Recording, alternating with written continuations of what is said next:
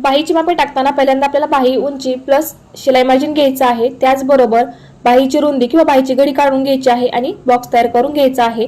Box तयार करून घेतल्यानंतर दंडघेराच्या निम्मे प्लस 1.5 इंच शिलाई मार्जिन घ्यायचं आहे। त्याचबरोबर दोन्ही साईडला कॅफाय टाकून आपल्याला पट्टीने सरळ लाईन आखून घ्यायची आहे। यानंतर आपल्याला इकडे 1 इंच आणि वरती 1 इंच घेऊन या पद्धतीने लाईन आखून घ्यायची आहे। ही जी लाईन आहे त्या लाईनीचा मध्य इथे काढायचा आहे आणि मध्यापासून वरती सरळ पट्टीने लाईन आखून घेऊन त्या लाईनीचे 3 समान भाग करायचे आहेत आणि या पद्धतीने मुंड्यांचे शेप देऊन घ्यायचे आहेत। खाली तुम्हाला मी नंबर्स दिलेले आहेत, तुम्ही या नंबर्स प्रमाणे मापे टाकून घ्यायचे आहेत। अगदी डिटेलमध्ये तुम्हाला इथे मी डायग्राम काढून दाखवलेले आहे, त्याचबरोबर खाली नंबर्स सुद्धा तुम्हाला इथे दिलेले आहेत। शॉर्ट व्हिडिओमध्ये तुम्हाला अगदी डिटेलमध्ये सांगता येत नाही, त्यासाठी तुम्हाला लॉंग व्हिडिओज पाहायचे आहेत। अगदी परफेक्ट बाहीचं कटिंग कसं करायचं हे तुम्हाला अगदी डिटेलमध्ये मी लॉंग व्हिडिओमध्ये सांगितलेलं आहे, नक्की व्हिडिओ जाऊन चेक करा।